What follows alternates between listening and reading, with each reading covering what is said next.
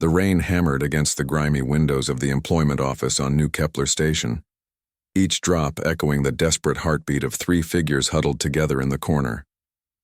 Zara, Nix, and Keth, three Vorthak widows whose chitinous exoskeletons bore the ritual scars of mourning, clutched their identification chips with trembling claws.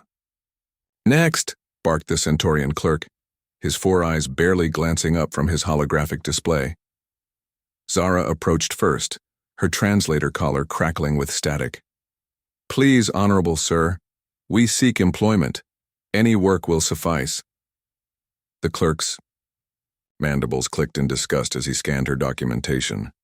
"Vorthak? Ha! Your species' reputation precedes you. Thieves, all of you. Next."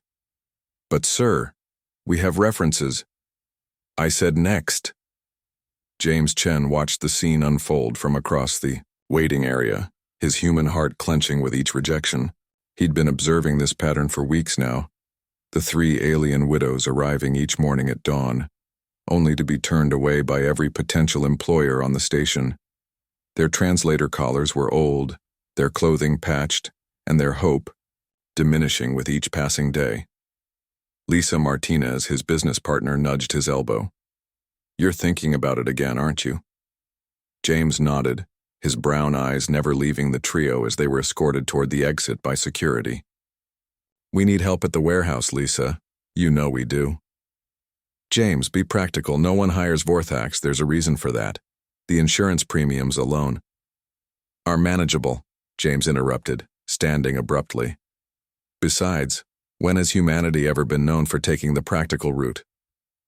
Before Lisa could protest further, James was already crossing the crowded floor, dodging hovering cargo drones and irritated alien business people. He caught up with the three Vorthaks just outside the building, their shoulders slumped in defeat. "Excuse me," he called out, causing all three to freeze. In their experience, being followed by other species rarely ended well. Zara turned slowly, her compound eyes reflecting the neon lights of the station's commercial district. "Yes, human?" James smiled, extending his hand in the universal gesture of greeting. "I'm James Chen. I couldn't help but overhear in there. You're looking for work?" The three widows exchanged glances, their antennae twitching nervously. "We are." Keth spoke for the first time, her voice barely above a whisper. "Though we understand if you too must decline. Actually, I'm here to offer you jobs." The silence stretched for several heartbeats. Then Nick stepped forward, her scarred carapace catching the artificial light. "What is the deception, human? What do you truly want from us?" James chuckled, recognizing the defensive posture. "No deception. My partner and I run a shipping and logistics company, Chen Martinez Freight Solutions. We need warehouse workers, inventory specialists, and cargo handlers. The pay is 15 credits per hour to start, plus health benefits and meal allowances." Zara's legs nearly buckled. 15 credits per hour was more than any Vorthak had earned on the station in living memory. "Human. James. We do not understand. Why would you offer this when no one else will?" "Because," James said, his voice growing serious, "I've done my research. The Vorthak homeworld was devastated by solar flares 3 years ago. Your people are refugees, not criminals. The reputation you carry is built on fear and prejudice, not facts." Lisa finally caught up, slightly out of breath. "James, what are you owe?" She stopped as she saw the three aliens, recognition dawning on her face. These were the same ones she'd seen him watching for weeks. "Lisa Martinez," James continued with introductions. "My business partner. Lisa, meet our new employees, Zara, Nix, and Keth." Lisa studied the trio, noting the intelligent gleam in their compound eyes, the careful way they held themselves despite their obvious desperation. Her business instincts warred with her humanitarian ones. "Can you lift 50-kilogram containers?" Nick stepped forward and, with casual ease, lifted a nearby maintenance crate that had to weigh at least 70 kilograms. She held it steady for several seconds before gently setting it down. "Can you work in low-light conditions?" Lisa continued. "Better than most species," Keth replied. Our eyes are adapted for tunnel work. And inventory management?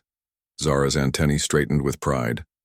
I maintain supply records for 3,000 miners on Vorthak Prime. Was considered quite skilled. Lisa looked at James, seeing the quiet determination in his eyes. This wasn't just about business for him. It was about doing what was right. She sighed, knowing she was about to make either the best or worst decision of their partnership. All right, Lisa said finally. Trial period, 1 month. You prove yourselves, and the jobs are permanent. The transformation was immediate. 3 broken beings suddenly stood straighter, their despair replaced by something James recognized as hope. Zara's voice cracked as she spoke. We will not disappoint you. On the memory of our departed mates, we swear this.